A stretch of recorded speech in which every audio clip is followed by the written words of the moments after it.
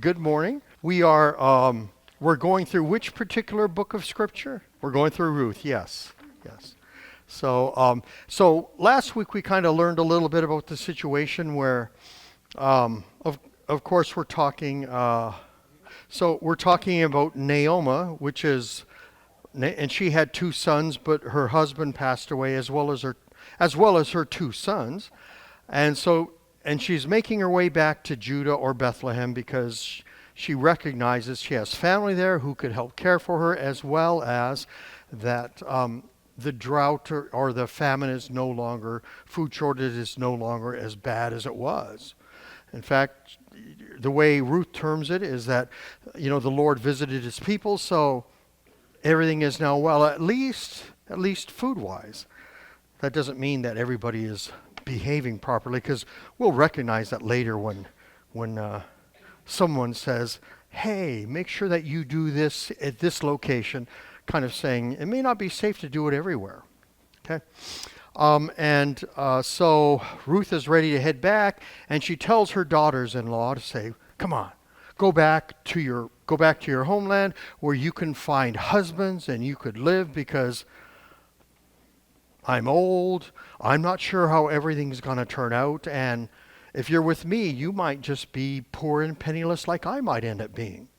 So that's her advice. And that kind of makes sense, because she doesn't know if her family will take her in as the old covenant law stated.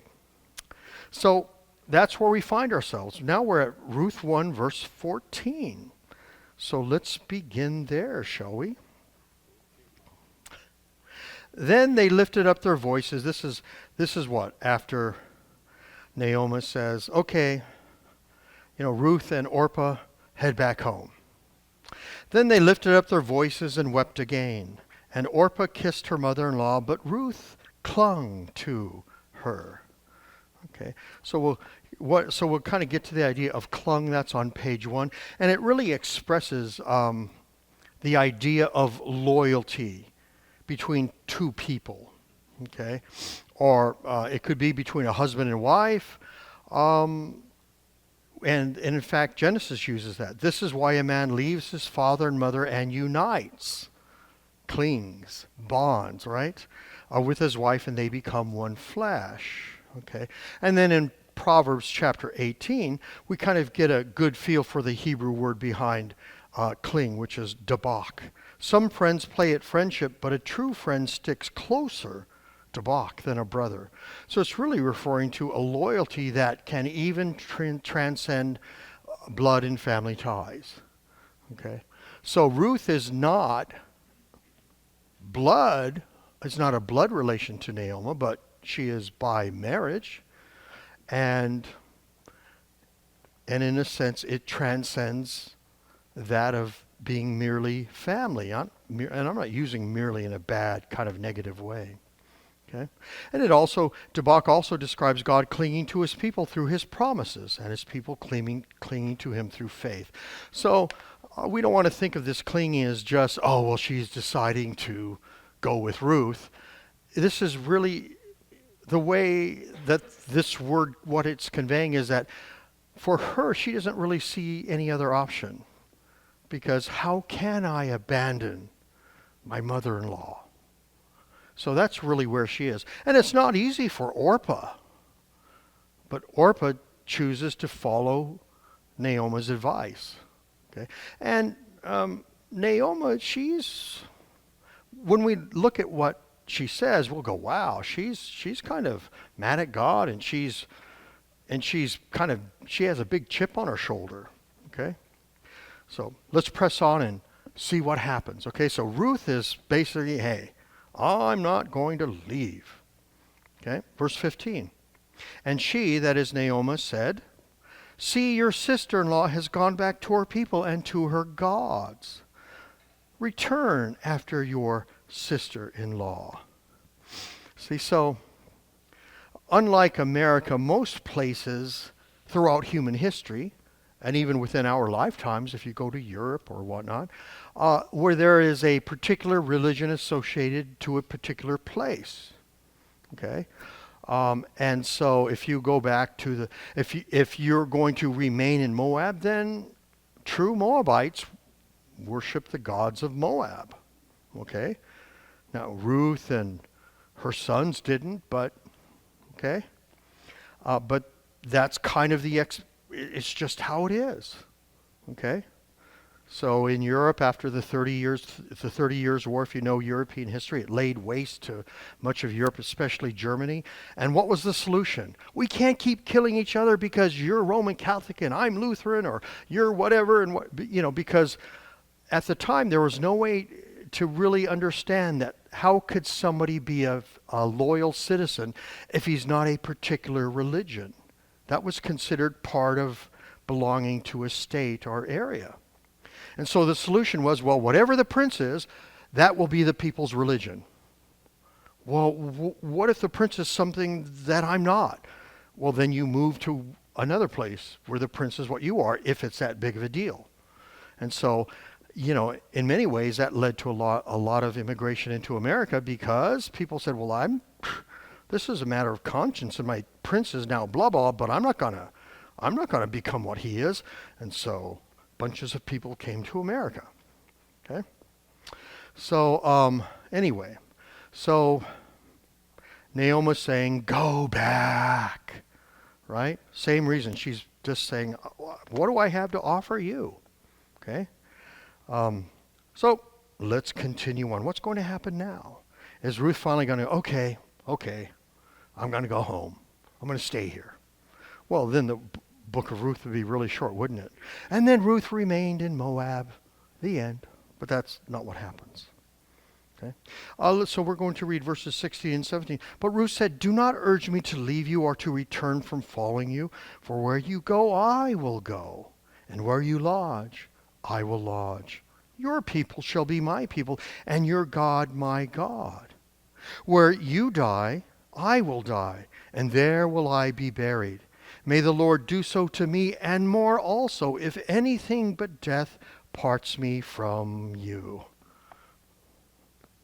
All right. Come along then. Right? But what a beautiful kind of statement of loyalty and that transcends really the marriage she had with her son. So there's a strong, deep love there, and loyalty. And she, in her mind, she doesn't see how she could kind of leave Naomi. Okay, so let's turn to on page 2, because we're going to explore it a little bit through my most favorite rhetorical tool, our rhetorical form. It is a chiasm. Okay? And so if we kind of look at it, of course, the center portion is really the focus. So you kind of have stuff leading up to it, and then it's like climbing a mountain, and then you're coming down the other side. So do not urge me to desert you or turn back from following you. And how does Ruth end this? May Yahweh do so to me, and more so, if even death separates me from you. See, so it's all about what? Being separated from Naomi. That's kind of the idea with an A and A prime. B, for where you go, I will go, and where you stay, I will stay. And then B prime, where you die, I will die, and there I will be buried. Same sort of idea. And what's the center? Your people are my people. Your God is my God. Okay, so it's the idea that she was born a Moabite, but what does she consider herself now? Jewish. Right? So it would be interesting, because technically one receives Jewishness from the mom, not the dad. So her children technically should not be Jewish, right? But they will be. So, okay, so what are Ruth's 2 main reasons for wanting to follow Naomi? Well, not really. Maybe that was in their way down there. So Jim's being ornery and said, oh, she just didn't want to be by herself or alone, right? Well, we are complicated beings, and sometimes we have lots of different things going on. But the primary reason, the main one, the one overarching and dominating all others, is that Ruth sees herself the same as Naomi. She sees herself as Jewish. She sees herself as someone believing in the true God. Okay? So your people are my people, but she finishes with, and your God is my God. So this isn't only a statement of identity that we're part of the same group now. Even though I was born a Moabite, I now consider myself Hebrew. Okay? Your God is my God. I came to believe in the true God. I can't go back. See, so that's where she is. It's a strong confession of faith. And that the way that the rhetoric is shaped lets us know that, all within kind of a beautiful phraseology. It doesn't hit us over the head with it, but it's right there, right in the middle. It's the mountain peak of this beautiful kind of poetry. Okay? So, but the thing that we shouldn't miss is that she used the word Yahweh. See, you can use the generic word for God, referring to the true God, right? For us, it would be like saying God. Okay? But she doesn't do that. She uses the personal, intimate name for God, Yahweh, which goes back to what? Moses at the burning bush. Oh, well, Yahweh is a form of, when God tells Moses, well, when I go to Pharaoh, what do I tell him? Otherwise, he might just think I'm a nut job, right? I have to tell him who sent me. And God says, well, tell him basically, I am sent you. I am who I am sent you. So basically, God is saying, the one who always existed is existing and always will existing. It's a statement of always being. Okay, and it comes across stronger in the Greek. So when the Greek translate in the Septuagint, when it's translated, that comes across more fully than the Hebrew. And some of it's simply because of what you can do in the Greek versus the Hebrew. So God basically calls himself I am. And Yahweh, the personal name we use, or God's people uses, basically is he is. So it's not really a name, right? But it's stating he is the one who has always existed and always will. Okay? So she's using that name. Because that way, I'm not just talking about generic God in general, but the one true God, the God of Abraham, Isaac, and Jacob. Okay? So very, very powerful. And so we might not catch that she used Yahweh. I think the translation might use upper caps for Lord, but anyway. So, all right, well, let's go to the next verse. So we know that Ruth truly believes in the one true God. Okay, it's not simply, my wife's Lutheran and what the heck, I'll be Lutheran just to make her happy. So, okay. Verse 19. So the two of them went on until they came to Bethlehem. Oh, wow, we're getting ready for Christmas. Bethlehem's a big deal, isn't it? Yeah. So she's in the mix somewhere. And when they came to Bethlehem, the whole town was stirred because of them. And the women said, "Is this Naomi?" See? So what's the reaction when she comes back? Yeah, it's not like it's been 40, 50 years and, everyone who knew whomever died and these are the grandkids coming back right now. People know her. Wow, she's back, right? And who knows why they may have thought she left, right? So her husband Elimelech left and, she kind of had to go, right? A good wife stays with her husband. So who knows what their understanding was as to why Naomi left. But she's back and they're happy. Good. You know, we're not missing someone in our family. Okay? And so if we look at the word stirred, so whom in Hebrew. So, and the idea behind that one is something being thrown into confusion or disorder. They didn't know she was coming back. And they see her and so basically whatever they're doing, it all stops. And everyone goes, okay, yay! Naomi's back, right? And so, other relatives are told and people stop what they're doing. And now there's kind of that excitement. Maybe a little bit of pandemonium, okay? So that's kind of what this is kind of conveying. It wasn't just that she kind of sneaked into town and, oh, when did you get back, Naomi? Oh, I've been here for about 5 months. Oh, I never knew that, right? So they're aware on the day that she returns, and family is happy and excited for her, okay? So, and so that's kind of what, there is a use for this when the Ark of the Covenant returns. Because for a time it was captured by the Philistines, right? And the Philistines, they say, man, ever since we captured this thing, it's only been bad luck. Take it back.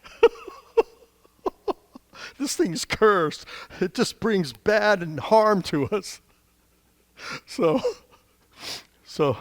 anyways, so it's back in Israelite hands. And of course the people cheer, but they're cheering for the wrong reason. They're cheering because they think, oh, well, now we will not be defeated, right? Because we have the Ark of the Covenant. So they kind of see it as a good luck charm, right? So they, right. So in a weird way, it's almost like they worship the Ark of the Covenant instead of the God behind it. See? So do you guys know the story of the snake on the pole, which is mentioned in the book of Numbers? And so during their wilderness wanderings, right, if the people get bit by what's called these fire snakes, it really must have burned the bite, right? And then you would die, okay? Well, if you looked at the snake on the pole, you wouldn't die. So, God kind of made this promise, okay? Well, what ends up happening is, of course, the people keep this snake on a pole. And later on, God says, well, you need to melt it down and get rid of it. Because the people they were seeing this as a good luck charm. Right? So they were worshiping the object, the created thing, rather than the creator. See? And so that's always kind of a danger, right? So if you were to reverence the bronze snake on a pole, it was because you're reverencing the God behind it. Otherwise, it's idolatry. Okay? So anyways, but it's that same sort of thing. The Ark of the Covenant's back. Yay! So we kind of get an idea that there's really just a lot of happiness. So Naomi was close to her family. And that's obvious because of what happens, of the reaction at her return. Okay? So now Ruth is going to acknowledge and start sharing with them her story. Naomi will. So let's turn to verse 20. Okay? She said, "Do not call me Naomi, call me Mara," which is kind of the root word for Mary. Okay? "For the Almighty has dealt bitterly with me." Now, if you remember the Exodus, right? The people are journeying in the desert and they're thirsty and they've run out of water and they come to a pool of water and it's not drinkable. The water is foul and bitter. And so they called the place Mara. So by using that, she's tapping into kind of a common history, a common cultural literacy, where she, oh wow, you've had it bad.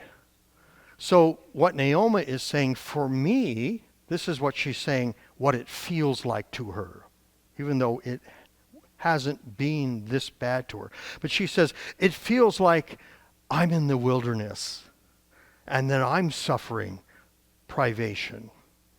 Okay, that's what she is kind of conveying, and she's able to convey that all within because she uses that term Mara. That it comes with all of that stuff with it, and with that you go, oh wow. Tell me what happened. Of course, she'll know that everyone could see Elimelech's not there, but they might go, well, maybe for some weird reason her sons decided to stay there. I mean, they don't know the entire story yet, okay? But they know that Naomi is sad and she feels bitter. And we'll say primarily against God. So what we will see is we'll see this contrast. Because if you look at the hand Ruth was dealt, and if you look at the hand Naomi was dealt, in many ways, they both went through the exact same situations. Now, Naomi lost a husband and sons, whereas, right, Ruth lost her husband. But whatever was going on in the land, they had the same amount of food, they had the same situation. So, you know, you would think, oh, well, if Naomi's that bitter, why isn't Ruth that bitter? Okay? But, but yeah, it's like, oh man, not good. Okay?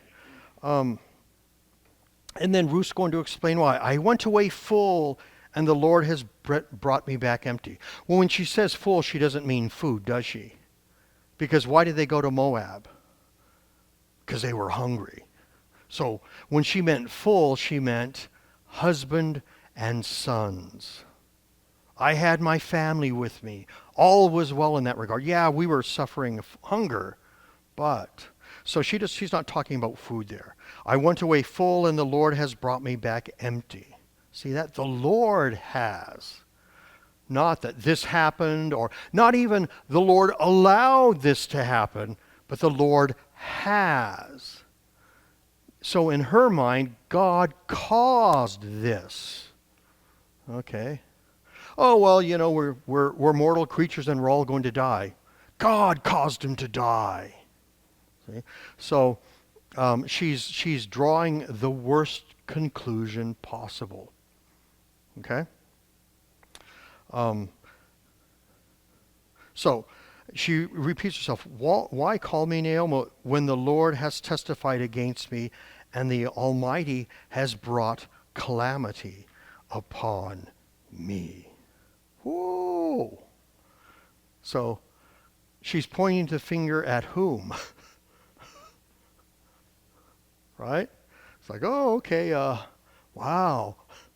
You know, it's pretty, I mean, to be honest, we can feel that way, can we not? We'd be angry. Well, anyway, so yeah, but she's taking the worst possible path. Okay? And in a sense, it's not completely rational, is it?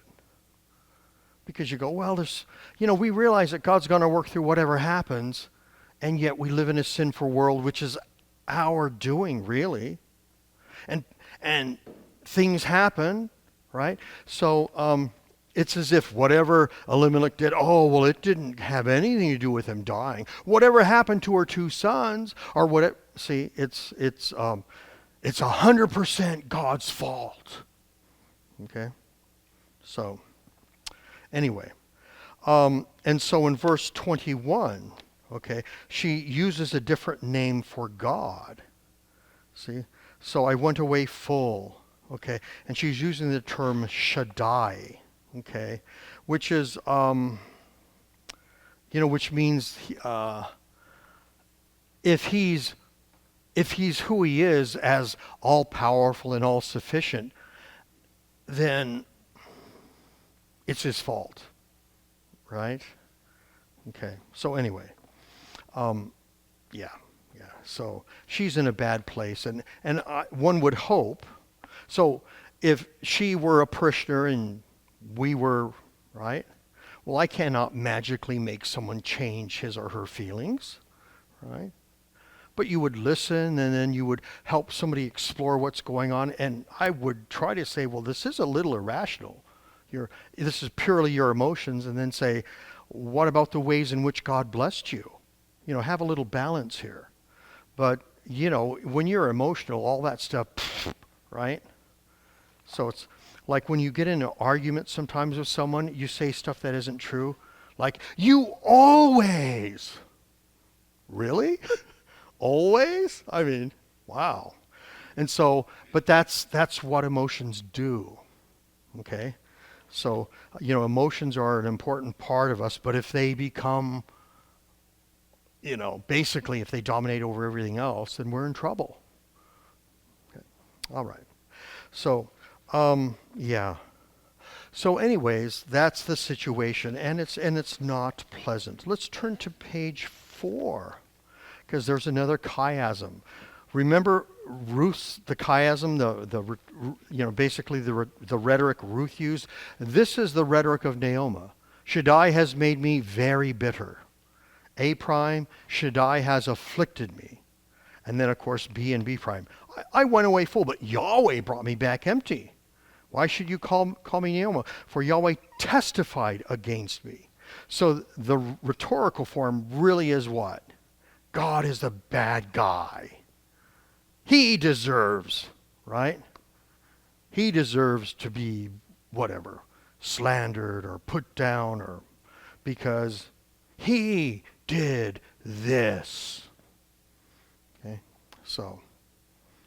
Okay, so we can kind of see, wow, so here we have the Gentile believer. Oh yeah, she was Semitic, but the Jews would consider her a Gentile. And you have the true Jewish person, and the Gentile has faith, and the Jew doesn't. The Jew has just enough faith to be angry at God and blame him. Yeah. So, and I've met people like that. My brother died. And 40 years later, somebody's still blaming God because, well, he should have never let my brother die. It's like, okay, I mean, I never knew your brother, but yeah. Okay. So there we have it. Let's press on, okay? Let's see what develops, because right now, if the story ended here, this would be sad. True believer, right? Angry woman. I tell you one thing, I wouldn't want to be married to Naomi. I don't think any guy would. Be like, whoa, dude. Walk into the room. You get shot with arrows just because you're there. So, yeah. Okay. Verses 22, 23. So Naomi returned, and Ruth the Moabite, her daughter-in-law, with her, who returned from the country of Moab. And they came to Bethlehem at the beginning of barley harvest. Yay! Meaning they won't starve. There's food. Okay? Well, let's continue on. We'll read through verse 3. Now Naomi had a relative of her husband's, a worthy man of the clan Elimelech, whose name was Boaz. And Ruth the Moabite said to Naomi, let me go to the field and glean among the ears of grain after him, in whose sight I shall find favor. Well, he's related to me. Surely he should remember who I am, but maybe not. Okay? And she said to her, go, my daughter. Okay? So, what happens? So she set out and gleaned in the field after the reapers, and she happened to come to the part of the field belonging to Boaz, who was the clan of Elimelech. Okay. So Naomi sends Ruth to glean the grain left lying in the field. Okay? Now, she might think of other reasons to do this later, but right now, what is her state of mind? I think she's still mad, she's fuming, and she's angry, and you get the grain so we don't starve. So she's being kind of harsh to her daughter-in-law right now. She's venting her anger on her, setting her to do this, where she doesn't go to glean. And if you don't have food, right? You shouldn't be too proud not to, right? If it's between you and starving, right? You clean a toilet. Well, I don't know. Maybe that's my world. But I don't want to clean. Better than starving. Besides, a clean toilet's really important. I mean, no one wants to do it, but it's an important job. Don't believe me? Go into a washroom that's all dirty and smelly. Dude! Right? So, yeah. So vocations like that are important. But Naomi's not there. Okay. Now, Boaz is referred to as a worthy man. Well, it could mean that. Okay.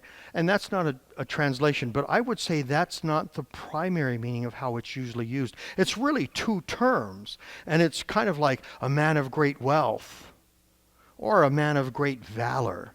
So it could be somebody who has distinguished himself and had courage on the battlefield. It could be somebody who has worked hard and made sound decisions in life and now has wealth. Okay, most likely, Elimelech is a wealthy man. It doesn't have to mean that he's wealthy, but he's probably a wealthy man, and he has a good work ethic. If you put all the pieces together, that's how I would kind of translate that. That's kind of the idea that's going along with this. Okay, and so let's take a little look at, well, what's the deal with gleaning? See, because nobody here does any gleaning. There aren't any fields to glean, right? But that was actually part of the law, that gleaning was allowed. And in fact, well, we'll get to it. Okay, so gleaning, we're referring to grain from a field. Okay, and it's a several step process, right? So of course, after the grain is ready for harvesting, reapers would grasp the stalks of grain with one hand. So they didn't have combines back then and machines that did everything, and right? Everything had to be done by hand. So you had to have a whole bunch of people lined up in a row, and then people would grab the grain, and you'd hold a sickle in one hand, and you'd go down. So it was very tiring, and we would say backbreaking, but because you're bending down, right? And so, it leaves your back at the end of the day. Okay? And so, you grab some grain stalks, and then you with your other hand, you would use a sickle. So most likely, most people did this with the right hand, because most people are right-handed. And then you lay the cut grain behind you. So it's it's this, and then, so do that for her. And when it's harvest time, you work from sunrise to sunset, because you want to harvest the grain when it's ready. What happens if it rains? Now, granted, rain wasn't that common, but it did rain, and if it's going to rain, you do not want rain to fall on the mature grain, because too much water falls on it, it gets wet. Exactly, you can get mold, and so bad news. Okay, so, and they lay the cut grain behind them. So you have a whole swathe of people doing that. A bundler follows. So now you have somebody who follows behind the people who are cutting the stalks, and they bundle it. And they bundle it into sheaves. So they take the individual kind of stalks that are kind of laying together, and then you bundle them into like a big grouping. Okay, and those are called sheaves. So if you've ever, what's the bringing in the sheaves? That's what's happening. And the grain would then be removed from the field. So, so they're gathered into sheaves, and they're removed from the field. Why? Well, because the grain has to be separated from the stalk. The grain has to be separated from the husk, and then it has to be ground so that it can be used to make bread or whatever else. So, and all of this, you want all of this to be done while the grain is dry. So that way, and the weather's ideal, because if after you start separating the grain from the stalks, but then you have something called chaff, right? And so the way that you would separate the chaff, which is really a kind of it's a fibrous part with not a whole lot of nutrition, and no one wants to eat bread with chaff in it. So what you would do is, of course, on a windy day, you would kind of throw the grain up, and then the wind would blow the chaff because it's lighter, and then the grain would fall back into the basket. So it was quite a laborious process.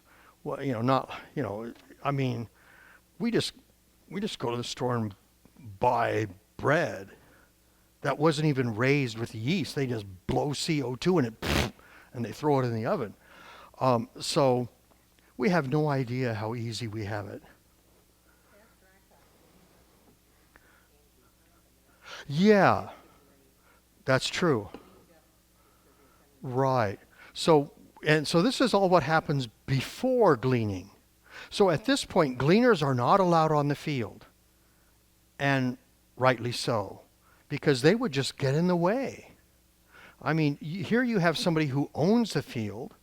People are earning their livelihood and wages by doing this work. You can't have people getting in the way, interfering with what you need to do, especially if you're in a time crunch. Big field and, wow, look at the horizon. Uh-oh, we might have to work into the night to harvest the grain because it looks like a storm's coming, right? So all of this happened, and only after may the gleaners go there. So stalks that dropped when being bundled remained where they fell. The Torah, so you do all this and everything else, but of course, nothing's 100%. Some stalks just happen to fall. When you're bundling them together and this and this and that, you can't help it.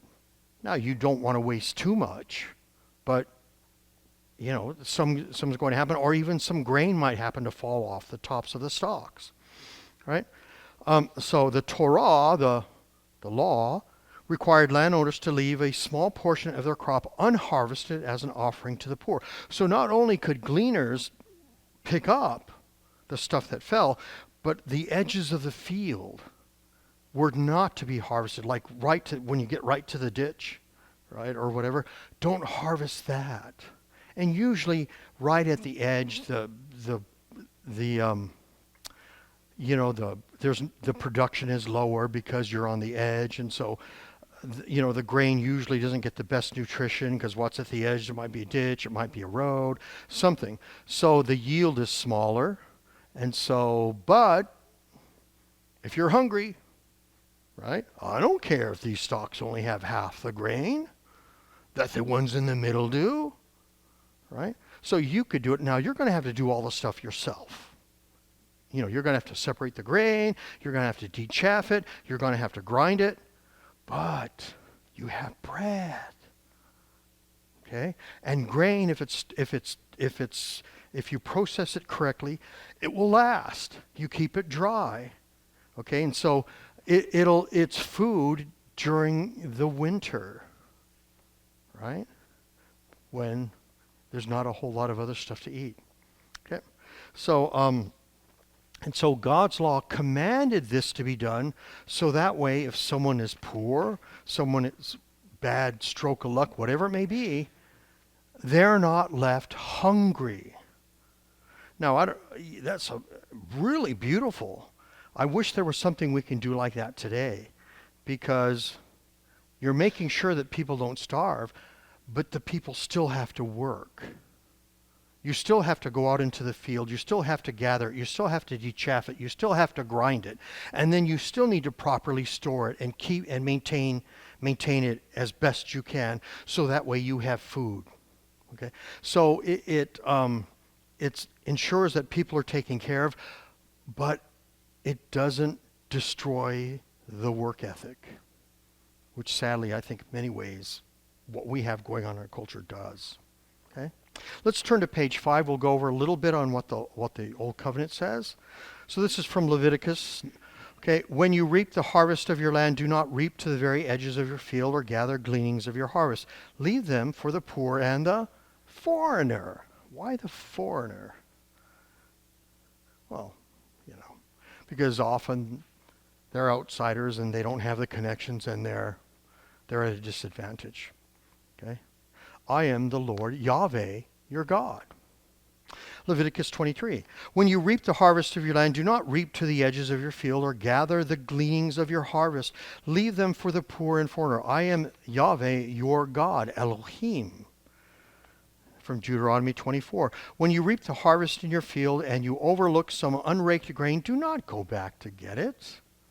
Leave it for the foreigner, the fatherless, and the widow, so that the Lord, Yahweh, your God, Elohim, may bless you in all the works of your hands. Okay?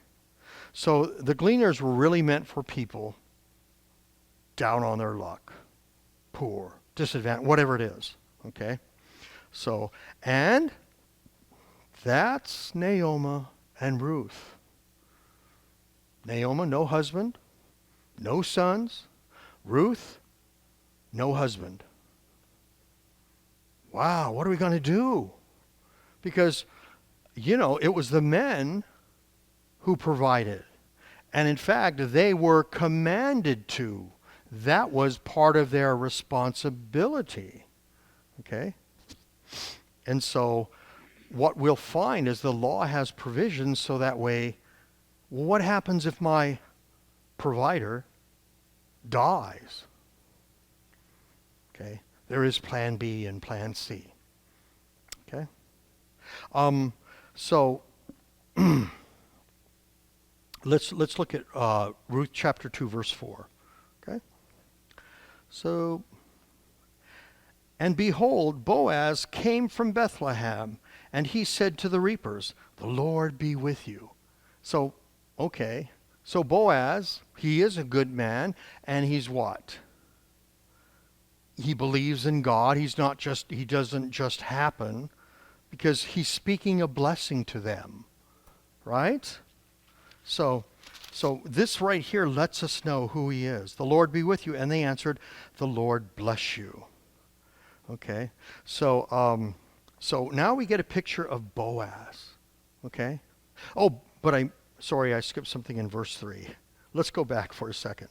She happened to come to the part of the field belonging to Boaz.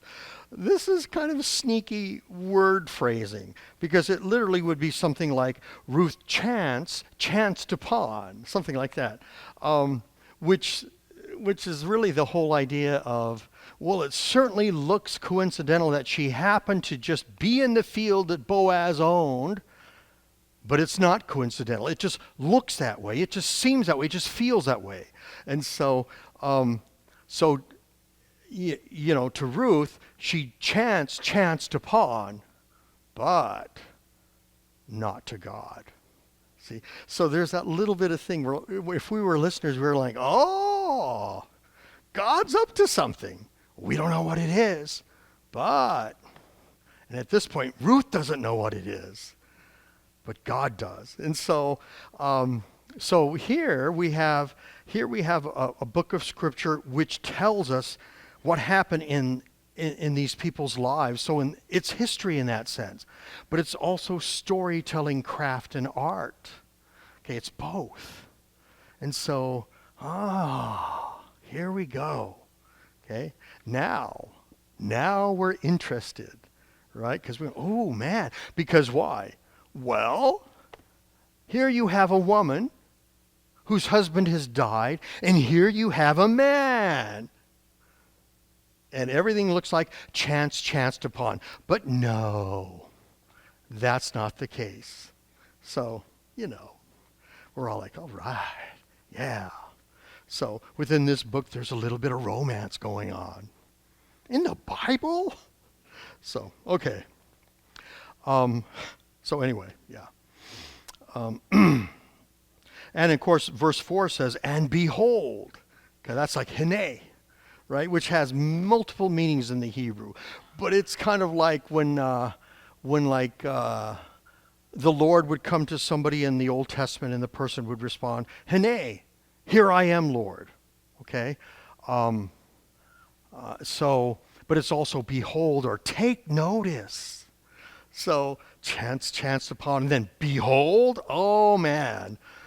you would have to be the densest of people not to know something is afoot. I mean, that's one of these things that just let us know, whoa, be primed for something cool to happen. Okay? So let's look at verses 5 and 6, shall we? Okay. Then Boaz said to his young man who was in charge of the reapers, whose young woman is this? Well, he doesn't need eyeglasses, I'll tell you. Okay. And the servant who was in charge of the reapers answered, she is the young Moabite woman. So right there, oh, Moabite, that's bad news. What is she doing here? But if she's nice looking, most guys go, oh, well, I could deal with that Moabite stuff. Right? Well, I'm just being honest how guys are. Okay, so she is a young Moabite woman who came back with Naomi from the country of Moab. So now he kind of knows, oh, he should go, is this Naomi my distant relative? Or is this some other Naomi? Right? But we'll have to see. Okay? So, whose young woman is this? So, there's a little bit of culture in this, and he's really saying, to whom does this woman belong? Okay. We go, oh, well, that sounds weird. Women aren't slaves or property. But I mean, in a sense, we kind of understand this. What does a wedding band signify? I mean, in one aspect. I'm married and off limits, right? So, you know, if you see, oh, well, she has a wedding band, okay, I'm supposed to, right, not make any moves on her because she's married. Well, it's supposed to be that way. I don't know how often it is. And so in a sense, you know, it's a polite way of saying, who is she and is she married? Because if she is, oh, doesn't matter whether she's nice looking. Yeah, I guess. Maybe there's more to it than available, but it just kind of, so this is kind of a polite way of trying to inquire who she is and her status, right? And if she's married, that'll be the end of it. Okay? So right now, we kind of have an idea, most likely, of course, if you've read Ruth, you know this is the case. Most likely, he's not married. So he would kind of be like the guy who's not married and who's wealthy, who's the most eligible bachelor. So he very well could be that. Okay? So, okay.